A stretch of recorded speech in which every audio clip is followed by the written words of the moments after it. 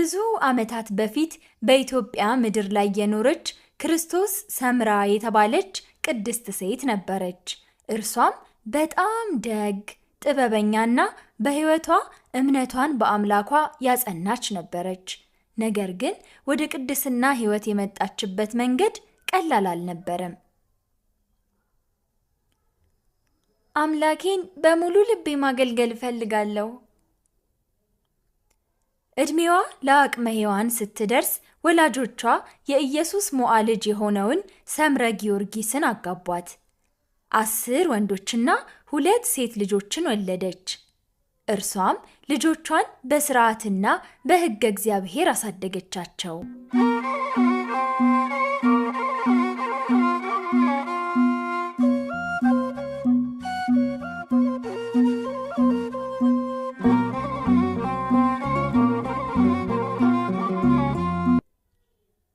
ነገር ግን አንድ ቀን ክርስቶስ ሰምራ ስህተት ሰራች። በቤት ውስጥ ከሚያገለግሏት አገልጋዮቿ አንዷ ላይ እርኩስ መንፈስ አደረ። አልታዘዝም ማለትም ጀመረች። ይህን ጊዜ ቅድስት ክርስቶስ ሰምራ ደጋግማ መከረቻት። ያቺ ብላቴና ግን ልትመከር አልቻለችም። አንድ ቀን ጥፋት አጥፍታ በጣም ትናደድና ስሜቷን መቆጣጠር አቅቷት ትጎዳታለች። አገልጋይቷም ትሞታለች። ወይኔ ምንድነው ያደረኩት? ይህማ የነፍስ ግድያ ይሆንብኛል። አምላኬ ሆይ ይቅር በለኝ እባክህ ብላ አምርራ አለቀሰች። ወደ እግዚአብሔር በጸለየች ጊዜ ፈጣሪ አገልጋይቱን ከሞት አስነሳት። ውስጧም በሐሴት ተሞላ። ይህ አጋጣሚ የሕይወቷን መንገድ ቀየረው። እንዲህም አለች፣ በዓለማዊ ሕይወት ውስጥ ስኖር ይህን ተአምር ካደረገልኝ በምናኔ ሕይወት ብኖር ደግሞ ምን ያህል ድንቅ ሥራን ያደርግልኛል በማለት ባለቤቷንና ልጆቿን እንዲሁም ወላጆቿን ትታ መነኮሰች።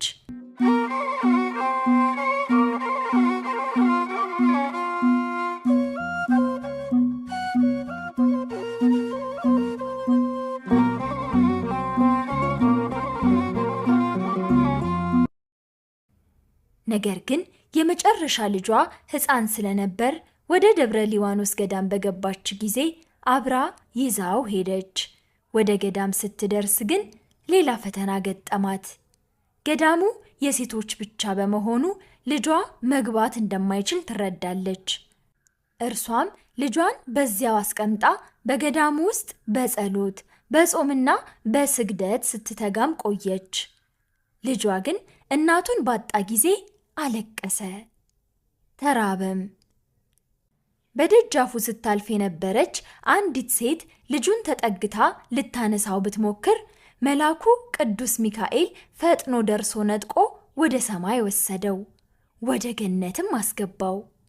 መልአኩ ቅዱስ ሚካኤል ለቅድስት ክርስቶስ ሰምራም ተገልጾ ልጇ በገነት እንዳለ ነግሮ አጽናናት። ወደ ጣና ባህርም መርቶ ወሰዳት።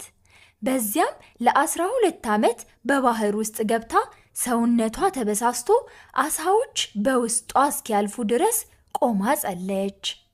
ጌታችን ኢየሱስ ክርስቶስም ተገልጾ ቃል ኪዳን ሰጣት። 10 አክሊላትም ወረዱላት። እናታችን ክርስቶስ ሰምራ ደግና ሩህሩህ ነበረችና ጌታን እንዲህ ብላ ለመነችው። አቤቱ ፈጣሪዬ፣ እኔን ባሪያህን ከክፉ ነገር ሰውረኸኛልና ዲያብሎስን ትምረው ዘንድ እለምንሃለሁ። ይኸውም ስለ አዳምና ስለ ልጆቹ በጠቅላላውም በዓለም ያሉ ስለ ሰዎች ሁሉ ስጋቸው ስጋዬ ስለሆኑ እንዳያስታቸው ክፉ ሥራም እንዳያሰራቸው ብዬ ነው ማርልኝ ማለቴ አለችው።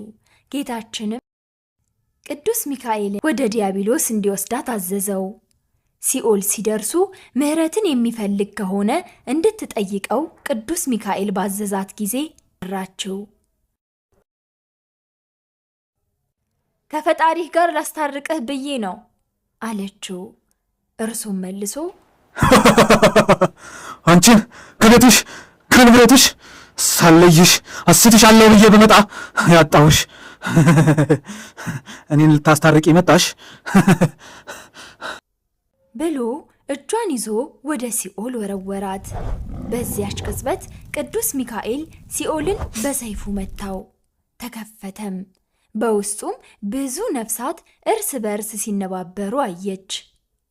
ነፍሷም ታበራ ስለነበር 10,000 ያህል ነፍሳት መጥተው በላዩዋ ሰፈሩባት። ከሲኦልም ይዛቸው ወጣች። እነዚያን ነፍሳት የማረላትንም ፈጣሪዋን አመሰገነች።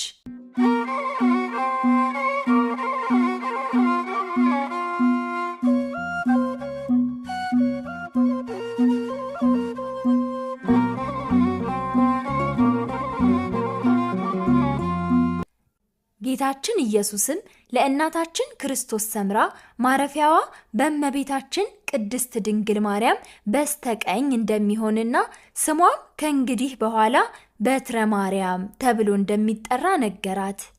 እመቤታችንም ተገልጻ ወዳጄ ክርስቶስ ሰምራ ሆይ አንቺን የወለደች ማኅፀን የተባረከች ናት።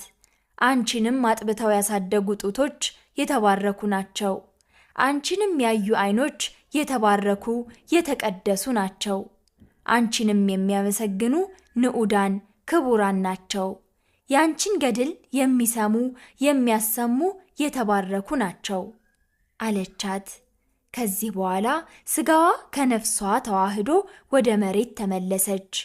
በቁመቷ ልክ ጉድጓድ አስቆፍራ በዙሪያዋ ጦሮችን አስተከለች። ይህም ወደፊትና ወደ ኋላ በምትልበት ጊዜ እንዲወጋት ነበር። ለ12 ዓመትም እየሰገደች ኖረች።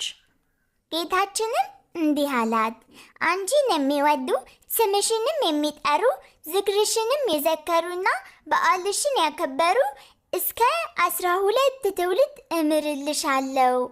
እንዲሁም ከስላድኗ ላይ እንደምንመለከተው ጌታችን ለእናታችን ለቅድስት ክርስቶስ ሰምራ 12 አክናፎችንና 10 አክሊላትን ሰጥቷታል። እናታችን ክርስቶስ ሰምራ ነሐሴ 24 ቀን በ375 ዓመቷ ነፍሷ ከስጋዋ ተለይቶ መላእክት አሳረጓት።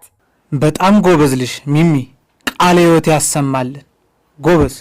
እሺ ልጆችዬ፣ መቼስ ከዚች ቅድስት እናት ታሪክ ብዙ ተምራችኋል አይደል? ጽናቷና አምላክን እጅግ አድርጋ መውደዷን ከፈጣሪ ዘንድ ትልቅ ዋጋን አሰጥቷታል።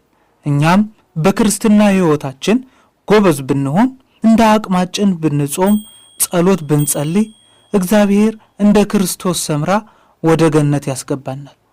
ጥፋት ብናጠፋ እንኳ ቶሎ በመጸጸት አምላካችንን ይቅር እንዲለን መጸለይ አለብን። የእናታችን የቅድስት ክርስቶስ ሰምራ አጽም ጌ በተባለ ገዳም ውስጥ ተቀምጧል። ይህም ገዳም እርሷን መዘከርና መማጸን ለሚሹ ምዕመናን የተሰራ ነው። በረከቷ በሁላችን ላይ ይደር።